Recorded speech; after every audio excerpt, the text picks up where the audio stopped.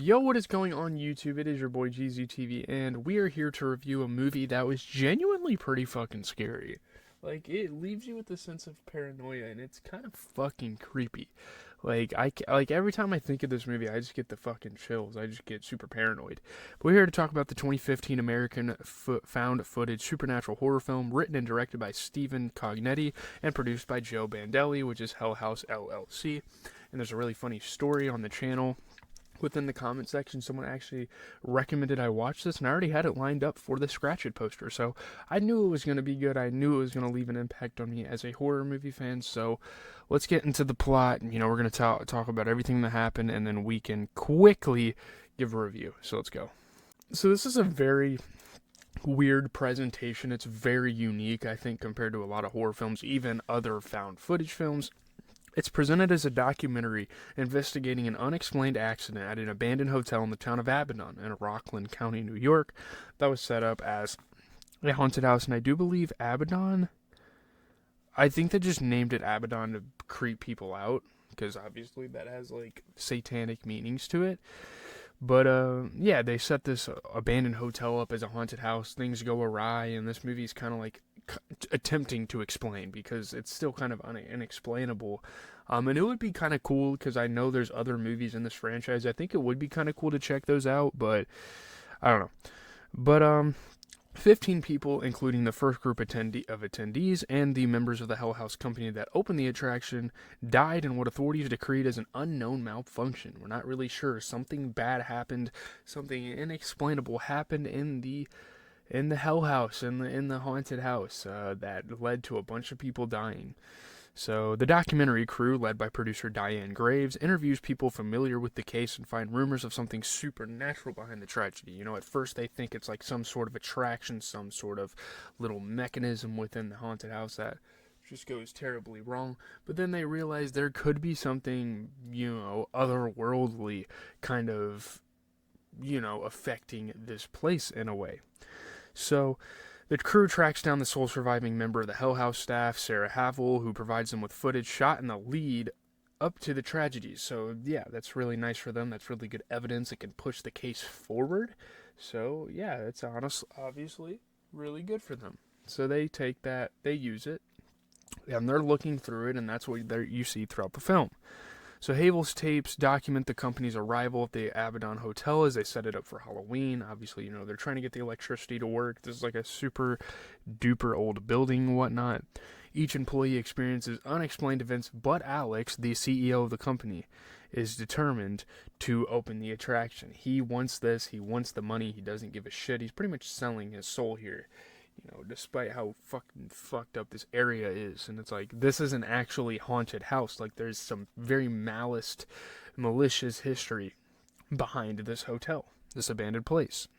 So, the footage suggests the hotel may have been the site of a satanic cult, and obviously it's deserted, so now all the satanic auras, satanic, like, bad, negative energies kind of affect the house.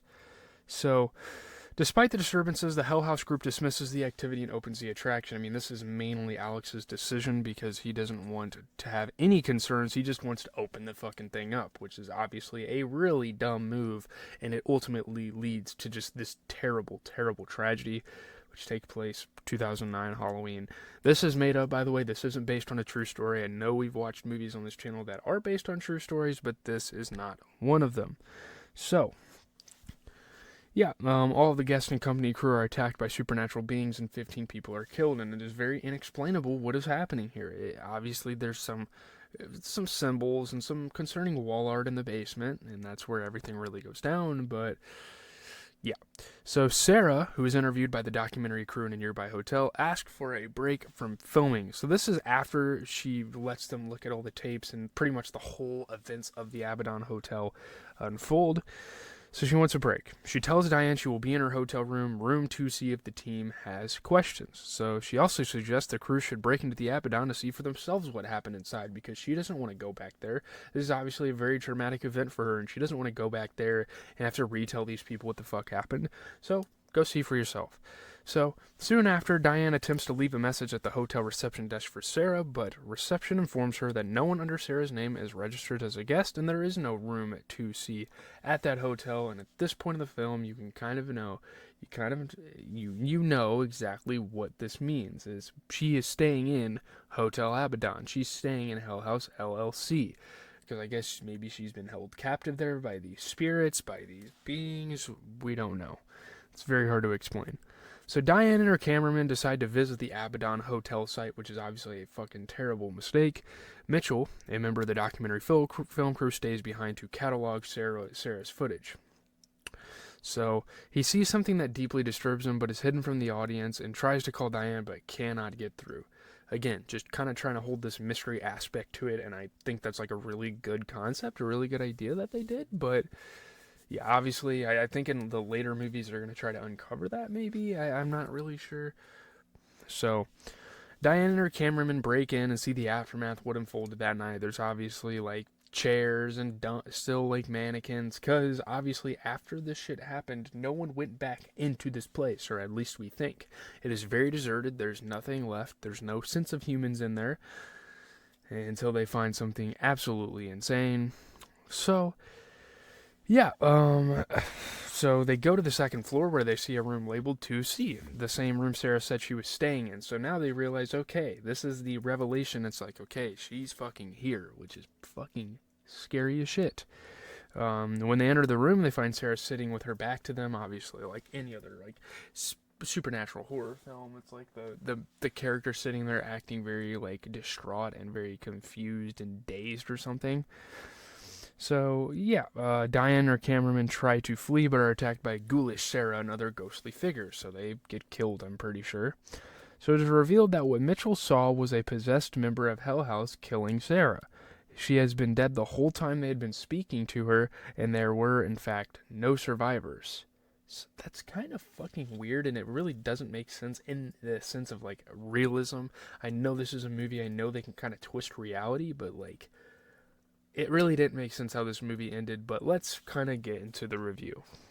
I'm not going to lie, I'm going to give this a C to B movie. Not because, like, I don't think the story was crazy. I definitely think it has some uniqueness to it, and I didn't like how it ended. I think there's a couple of flaws here with this movie, but I will say it is scary enough to get a C to B rating. I think it is actually really, really good. A lot of people found this to be a pretty solid film. You know, the cast, the premise, the cinematography, I think it was pretty solid. I'm not gonna lie. I don't really have too much to say about it. You know, the mystery and suspense works for this film very, very well, and it really elevates it to a different level. You know, Stephen Cognetti's Halloween Chiller marries found footage with haunted attractions, channeling a popular and rational fear of a haunted house, of, you know, not knowing what's in your house, or, you know, getting in this new place, and it's very relatable. So I think it's really fucking cool. But yeah, I'm sorry, I keep looking behind me, but I'm sorry. I mean, it doesn't quite stick the landing as well as it probably should at the end, but otherwise, you know, throughout the film, everything that kind of leads up to the ending is pretty damn good. So that's really all I'm gonna say. I don't have a lot to say about it. It is very simplistic. It's only about an hour and a half long. Very, very concise movies we've been watching on the channel lately, and I've been appreciating it. Obviously, we're going to watch Jacob's Ladder, and we're going to talk about that tomorrow. Obviously, I didn't expect you guys to go buy a damn Scratch It poster and follow along. This is going to be a short video, though. It's going to be one of the shorter movie reviews on the channel. Hope you guys don't mind. I am out. Leave a like, comment, and subscribe. There's just not much to say about this movie. It is good, though. C to B. It puts you on your toes. It's genuinely creepy, which is going to be in the thumbnail.